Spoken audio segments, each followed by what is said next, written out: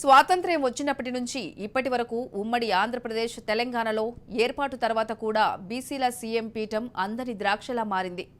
70 ఏళ్ల కాలంలో బీసీలు, ఎస్టీలకు సీఎం సీటు దక్కలేదు.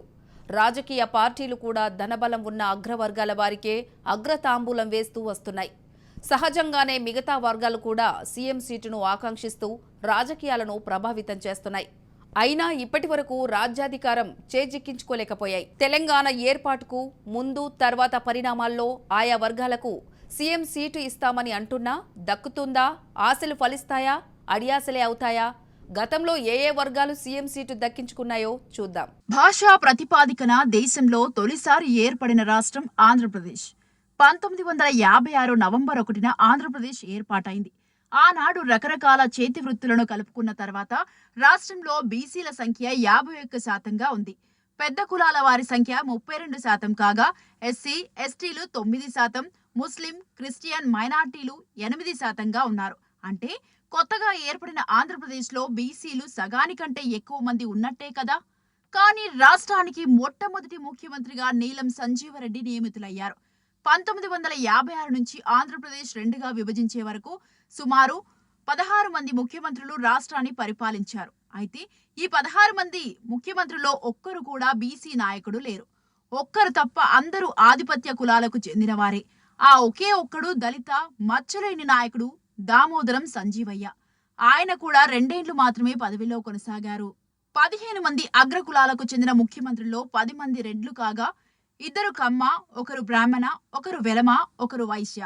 జనాభాలో చాలా తక్కువ శాతం ఉన్న వీరందరూ ముఖ్యమంత్రులు కాగలిగారు. కానీ సగానికి పైగా ఉన్న బీసీల నుంచి ఒక్కరు కూడా సీఎం పదవిని చేపట్టలేదు.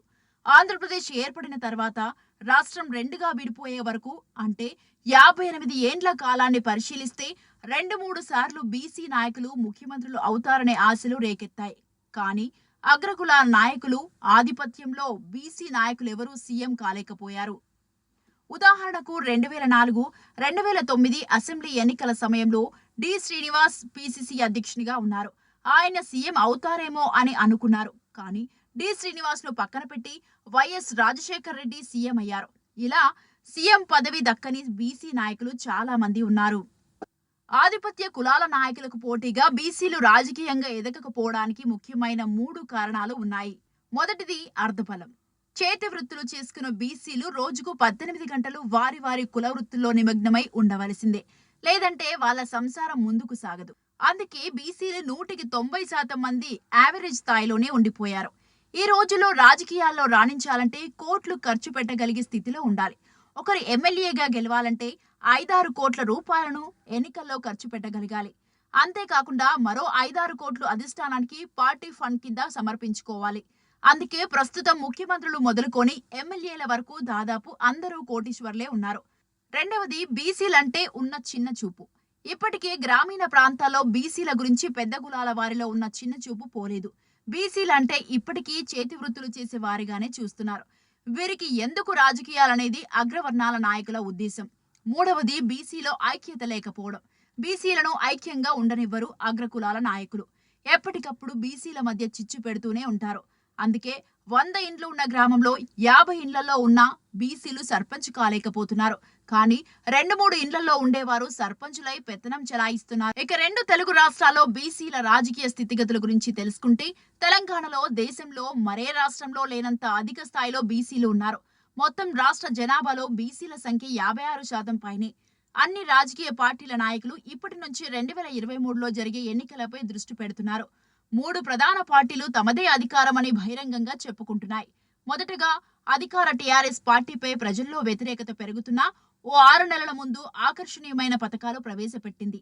అధికారంలో ఉన్నారు కాబట్టి ప్రభుత్వ ఉద్యోగులను, ముఖ్యంగా పోలీస్ వ్యవస్థను తమకు అనుకూలంగా తిప్పుకునే అవకాశాలు లేకపోలేదు. అన్నింటికి మించి డబ్బును విచ్చలవిడిగా ఖర్చు పెడుతోంది. మొన్న ఒక్క హుజూరాబాద్ ఉప ఎన్నిక విషయంలోనే కోట్లకు కోట్లు ఖర్చు పెట్టిన అధికార పార్టీ మొత్తం అసెంబ్లీ ఎన్నికల కోసం ఎంతైనా ఖర్చు పెట్టడానికి వెనకాడదు. 2023లో తిరిగి టీఆర్ఎస్ అధికారంలోకి వచ్చిందనుకుందాం. అప్పుడు ముఖ్యమంత్రి ఎవరవుతారు?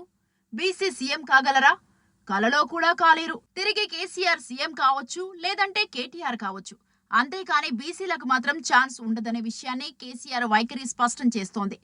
కాంగ్రెస్ అధికారంలోకి వస్తే బీసీ ముఖ్యమంత్రి అవుతారా, ఎస్సీ ముఖ్యమంత్రి అవుతారా అంటే అది అత్యాశ అవుతుందా, సాకారం అవుతుందా? బీజేపీ బీసీ అంటోంది, కానీ అధికారంలోకి వస్తుందా? ప్రభుత్వ ఓటు చీల్చి ఎంతో కొంత ప్రయోజనం పొందే ఎత్తుగడన తేలాల్సి ఉంది. 1956 ఉమ్మడి రాష్ట్రంలో ఎక్కువ కాలం అధికారంలో ఉన్నది కాంగ్రెస్ పార్టీనే. అవకాశం వచ్చినా కూడా బీసీని ముఖ్యమంత్రిని కానివ్వలేదు. కాంగ్రెస్ కనుక తెలంగాణలో అధికారంలోకి వస్తే రెడ్డి కులానికి చెందిన వారే ముఖ్యమంత్రి అవుతారు తప్ప బీసీలు కాలేకపోవచ్చు. కాంగ్రెస్ లో C Jagannatharao, doctor Lakshmi Narasaiah, B Hanumantharao, Madhu Yaskhi senior BC నాయకులు ఉన్నా వాళ్ళెవరూ ముఖ్యమంత్రులు కాలేకపోయారు. అవుతారా అంటే ఖచ్చితంగా చెప్పే పరిస్థితులు లేవు. 2023లో కాంగ్రెస్ గెలిచినా ఇదే రిపీట్ అయ్యే అవకాశాలు ఎక్కువగా ఉన్నాయి. ఇక బీజేపీ విషయానికి వస్తే ప్రస్తుతం ఆ పార్టీ రాష్ట్ర అధ్యక్షుడు Bandi Sanjay BC, Etela Rajender, K Laxman, MP Arvind వీరంతా బీసీలే. కిషన్ రెడ్డి ఒక్కరే కేంద్ర మంత్రిగా ఉన్నారు. బీజేపీ అధికారంలోకి వస్తే వీరిలో ఎవరిని సీఎం పదవి వర్తిస్తుందనేది ఊహల కందని ప్రశ్నలు. తెరపడేది ఎన్నికల ఫలితాలు తర్వాతే.